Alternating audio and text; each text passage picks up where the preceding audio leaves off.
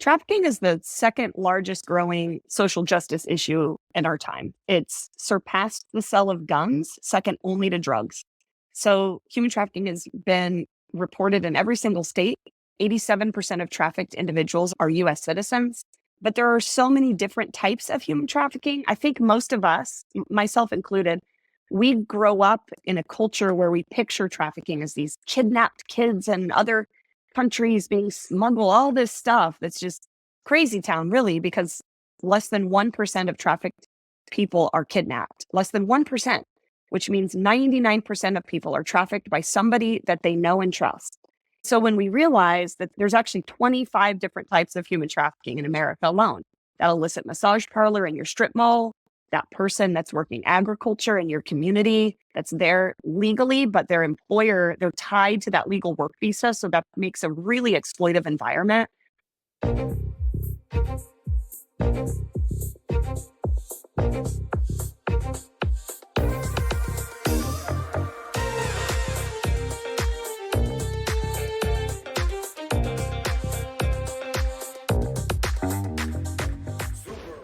Welcome to Super Entrepreneurs Podcast. I'm your host, Shahid Durrani.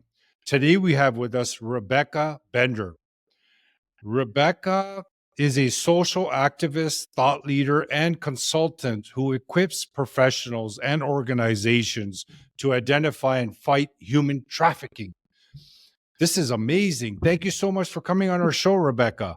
Thanks for having me. I don't know if I should get into the actual story of what happened, but it actually adds a little curiosity if we don't, and then let people go and research you.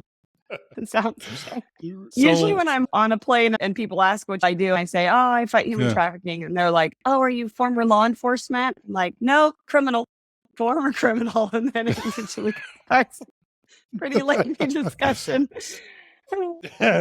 I don't know how that turns out afterwards, but it's good because it's very unique what you're doing.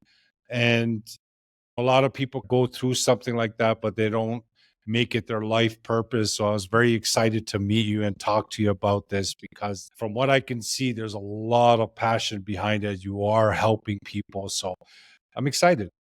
Yeah, thank you. So when you moved into becoming a CEO and becoming a prominent advocate, what were some of the challenges that you faced going into this specific niche? Because it is sensitive for people. So transitioning into this world and making it a business, can you share some challenges and then how you overcame them? Maybe it could help someone in the entrepreneurial realm. Absolutely. I think all of us have a story of our why. All of us have a reason why we got into what we're doing, whether it's personal or something that helped change your life or inspire you. And my story is no different. As a survivor of human trafficking, I escaped nearly 6 years of trafficking.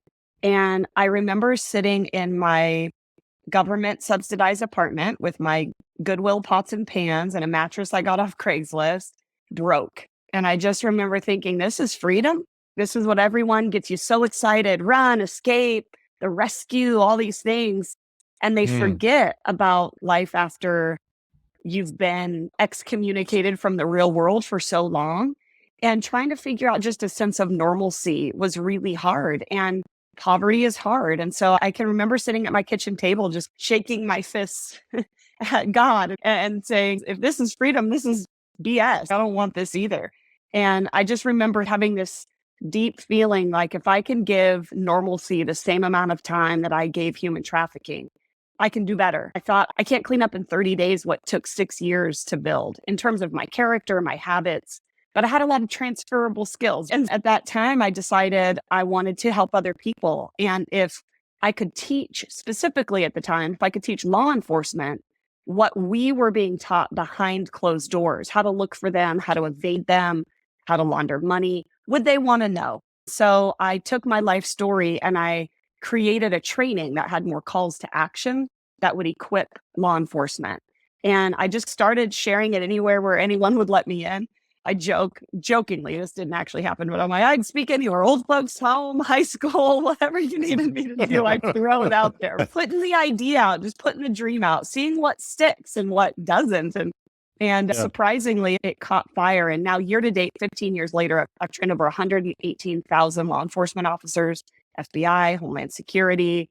I serve as an advisor to Congress on state laws that need to pass in our nation. And I'm just really honored. But you don't know when you start out with your idea. You don't know what's going to hit. You don't know what people are going to resonate with and what they're not. I heard John Ashcroft, who's the former attorney general during 9/11, share that leaders during crisis do best by course correcting along the way. Your ability to course correct is what's going to create success. And that really resonated with me. So we took that kind of same concept and decided to start a nonprofit and use our Equip program that would assist government professionals. And we just started course correcting and going from grassroots startup when you don't have any team and you're really managing all of the aspects of a business can be exhausting. And so I began over the first probably 5 years of my journey, just really figuring out what I was good at and what I should hire out for.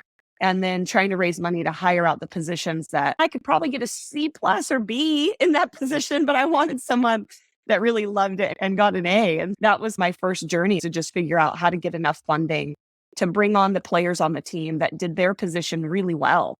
How do you grow team and how do you create culture? And these are things you don't learn when you're being trafficked. Again, jokingly say, my trafficker didn't teach me how to run a board meeting. He didn't teach me how to cultivate group culture and celebrate wins with the staff. So there's just a whole learning curve of like, how do I get mentored and how do you do this thing? And it was a journey for sure. The first 5 years were really hard. It's like a path with quick decisions because every step you're making a decision. How are you course correcting, as you said? How do you find that next right move, especially when you didn't know what was happening? You didn't know where you're going with this. Could you share some tips that could help someone in something similar that they may be launching, or they're in a business that's running, but they want to take it to the next level? Some kind of tip that can help them because of the experience that you gained in that journey? I would say right away, just start putting your idea out there. And I know sometimes we get protective with our ideas, but think about the next thing you need and start putting it out, because whether it was just putting out like, I want to share my story in a way that's going to create change, and just started putting that out there and it spread. And then I would start putting out the mentoring thing where I realized, man, I don't really know what I'm doing. Do I read books, listen to podcasts, take a class? But I also started putting it out there during my presentations. I would say, you want me to share intimate parts of my life so that you can become a better professional. If there's anyone out here, though, that's willing to share intimate parts of their professional life so that I can become a better professional. And I would have people respond and reach out via email and say, you can come shadow me at my company for 3 days, or come join a board meeting. Let me show you how to call one to order and take minutes. And I was really honored and inspired by people's generosity. When you just start putting your need out there and ask for reciprocation in a sense, then make sure to reciprocate. You got to hold your end of the bargain and take people up on their offer. And in the beginning, I just leaned a lot on friends and family. If I had a little bit of money, I'd hire part-time. I started getting more speaking engagements that I could keep up with. And so I would barter. I'd say, I'll give you a speaking engagement for 10 hours a week in my office because I didn't have any money, but I had a whole bunch of gigs. And just getting creative with what the resources you do have in the beginning. Those would be my first things. Put it out there. Don't be afraid to ask for help.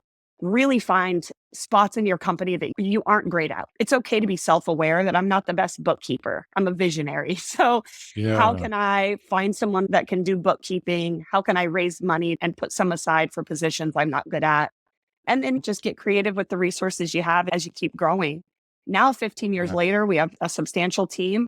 And that transition from grassroots to organized profession was different too. So all of it's been a journey of how to grow, how to scale, how to course correct, always on your toes. It's all entrepreneurs listening now. Rebecca, it's really interesting what you said, and it got my attention when you mentioned just go out there, just do it. Because it's such a simple thing, but it's so overlooked. A lot of people that have dreams, aspirations, they want to do something, don't even take that first step. And you took that first step, you took the next step, you took the next step, you took the next step, and here you are. Yeah. You just do the next best thing. Sometimes you might have an idea of your 3 to 5 year plan, but you just have to take that first next thing. And It even transitioned right now. Obviously, we run our nonprofit and we now equip professionals. We also have a school to assist survivors in their next step and their now what. But about 2 years ago, I started deciding I wanted to write TV. I wanted to produce content in the entertainment world that would shape culture. And so, again, I took a class on TV writing. I wrote a pilot and I just started putting my idea out there. I was in LA training some undercover cops, and people would ask, I heard people don't ask in LA how you are, they ask what you're working on. So when someone would say, "What are Yeah. you doing here?" I thought I could tell them I'm training undercover cops, or I could say, "Hey, I'm also working on a pilot." So I just started putting that out there. I'm working on a pilot. It's about my life story. It's what I've been through. And one meeting Nice. led to another meeting. I'm sitting at lunch at Soho with the producer of Aaron Brockovich, and I'll Oh, sign an wow. attachment deal with you. And we went and got a pilot made by Showtime. It was great. Yeah. Took 8 years, but you just got to start putting your idea out there and Mm, just doing that next best thing and pitching it, being mm, okay with mm, a whole bunch of no's until you get a yeses, until you get one yes. It only mm. takes one yes. It's so true. I sense that you have a level of enthusiasm within. Do you feel that enthusiasm in your heart that I'm going to make it, I'm going to do this, I'm going after it? Did that have something to do with your success? I think more than anything, I've just had this feeling that I lived through really hard things and it can't be for nothing. Everything I went through can't be for nothing. So figuring out, why did I live when others have died? Why? And is there purpose? And what can I make from my past that would create change and momentum in a way that makes me feel purposeful? Even if you have ideas that aren't hugely rooted in purpose, to me, creating legacy for my family, creating a change in the generations that have come before me to make sure my kids are different, my grandkids have a different life than I experienced or than my mom experienced, that's purpose. Breaking generational chains of whether it's poverty or substance abuse or mental health, like those are things that can be really purposeful, even if it feels sometimes your job isn't, I don't help traffic them. And you're like, no, but creating change in your legacy is purpose. So I think finding the thing that gives you purpose and really reminding yourself of your why will help create passion. That's what I mean. Whatever kind of passion it was some sort of passion you had within that you felt excited that you're making a change, entrepreneur trying to launch something and he's passionate about that. Your purpose was different, but I'm just trying to figure out that feeling you had within when you were taking those steps. Can you speak about those feelings? How did you feel at that time? Yeah, I felt excited. I felt I finally figured out my thing that maybe could be Mm, what I'm here for. And that yeah. feels really good deep in your soul. I think I found the thing. I think any Yeah. entrepreneur knows when you're like, oh, I think this is the one, or I think this is the Yeah. idea. And again, it might Yeah. take some tweaking and course correcting. It might not totally turn out how you originally envisioned it. But when you know you're onto something good, like you sense it. It's like that gut instinct of, Yes. I think this is Yeah. the thing. And I tell you, Yeah. nothing will give you passion more than living in poverty on a mattress from Craigslist. That's something that gets you going, but it's that love that you get from that idea. I feel like I resonate with what you're saying based on this show. I feel like now this is it. This is what Yeah. I found my purpose. So I know exactly what you mean. Can you share with me what you feel your innermost superpowers that got you to this point in life? I think the resilience to not give up. When I was being trafficked, I was the one in the home. There was 4 women and 2 children in the home I was being trafficked in, and I was the one who was abused the most. And my trafficker used to say, "This one has a spirit that won't be broken." I used to be really like insulted by that. I thought, why can't I just get it right? Why can't I just keep my mouth shut? Why can't I just obey the rules? And now I'm like, you're damn right. I have a spirit that won't be broken. So I think that's always been my superpower. Even when it was trying to be dimmed or minimized or taken from me, it was something that just always held on. So keeping that same personhood of who I am, of resilience and moving forward and not giving up and pushing through, that's what has kept me going all these years later. 15 years later, I'm still building a nonprofit, trying to break into an entertainment industry and find something new. As entrepreneurs, we always want the next project. We're always thinking of the next idea. And especially when, even if you have that gut instinct of this is it, I think this is the thing, it's really hard to live through the disappointments when that vision also can change along the way. And it's okay. So, like holding your idea with an open hand of this might not look totally how I expect, and being okay with that, being okay with the turnout not being always how you originally envisioned. That's been something I've had to learn the hard way and grieve losses of, wow, that didn't work how I thought it was. I thought this was the idea, but it always turns out how it's supposed to. What's for you will find you. You just keep that passion and you keep moving forward, doing the next best thing, being real self-aware. It'll find you. It'll find its way. Rebecca, can you speak about your academy? Can you share how does it work? Yeah. So as I was training law enforcement, we started having other survivors of trafficking reach out from all across the country and say, hey, how did you do that? Like, how did you take your story and turn it into a training? How did you get booked? What do you charge? How did you create a contract? They just had all these questions. And at the time I was finishing my master's degree online, because I still lived in this tiny farm town where I lived, the only universities were online. And again, I had this moment where I thought, if I can get a master's online, I could mentor online. So I looked at the technology my university was using. I went to research how much it would cost. It was free. So I just replicated what my school was doing. I wrote a 16-week curriculum, which is one semester on business and telling your story and contracts. And we launched Elevate Academy almost 10 years ago. It'll be 10 years next January. Originally, I just put it out on Facebook, and we had 5 survivors of trafficking join for my first class. Now, year to date, we have 1,400 students spanning 600 US cities, 19 countries, 8 faculty. It's crazy.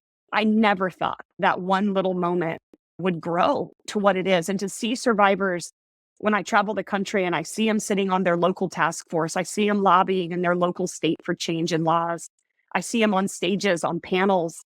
It's just like, I'm getting teary eyed. It's moving. It's holy crap. I didn't know. I didn't know this would work. It's thriving beyond what I ever expected. So people want to learn more about Elevate Academy. They can just Google Elevate Academy, website elevate-academy.org. You can sponsor a survivor to go through school. You can become a monthly partner. You can see all the different classes we offer. We have lots of volunteer opportunities. So yeah, those are the 2 programs. We equip professionals and we elevate survivors. That's so moving what you've created and what you're doing for these survivors. I honestly didn't even know it's so huge, it's so big. Do you have some stats you can share how big of a problem this is? Trafficking is the second largest growing social justice issue in our time. It's surpassed the sale of guns, second only to drugs. So human trafficking has been reported in every single state.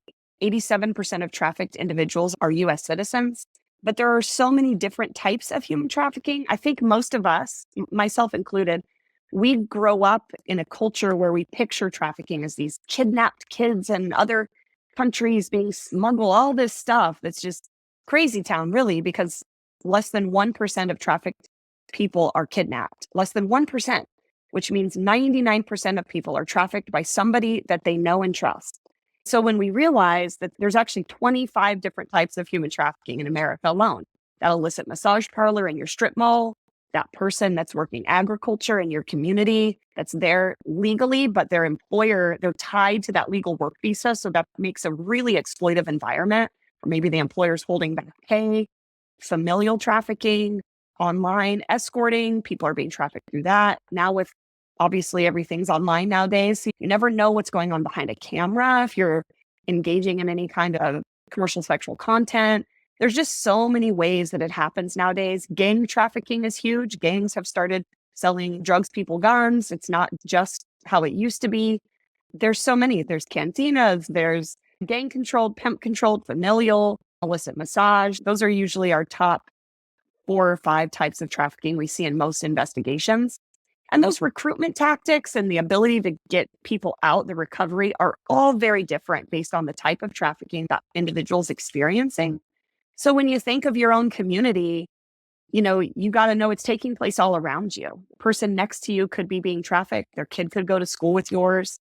They could be standing next to you in the grocery store line, at illicit massage parlor you drive by every day to go to work, whatever is in your community. So if we all close our eyes and picture the most marginalized persons in our communities, traffickers can see them too. If we can spot them, so can traffickers. And they're going to go target that individual's vulnerability and offer them a whole bunch of help but then get to know them and eventually they'll have quote unquote strings attached.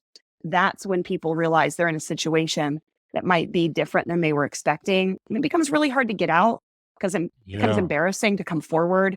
And now you feel indebted or like you owe them because they helped you with all these other things. It becomes this really complex situation that I think we only picture, survivors included, these kidnap situations, when they're much more subtle and nuanced and they're much more gradual over time. Thank you, Rebecca, for sharing that, because whenever you think of this, and for me as well, it's the same thing, just because of the movie influence, the media and what they show in the movies is quite extreme usually. So Yeah. your mind just automatically goes to the extreme.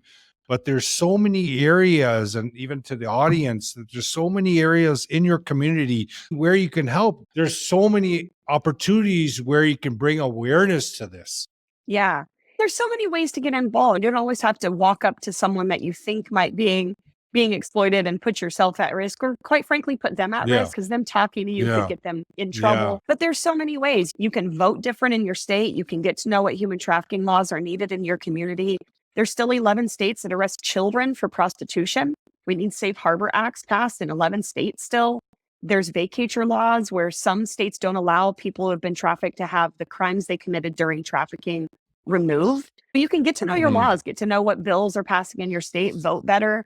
We can look at foster care. Again, the most marginalized communities are those that are being targeted. So volunteering in your local foster area, becoming a big brother, big sister, that's prevention. You want to stop someone from getting trafficked, go be a healthy adult to them, to those that are most at risk. Go serve LGBTQ community groups that are assisting underserved populations. Find out you can get involved in prevention efforts, or look at your local human trafficking task force. Almost every community has one. Find out who the local nonprofit is that's doing this in your area. Get involved, volunteer, get a training, and reshare facts, not the sensationalized stats. Because what Yeah. happens is those spread like wildfire, while the rest of us, we know what's really going on in our communities. So we need truth reshared so that people know what to look for in your neighborhood.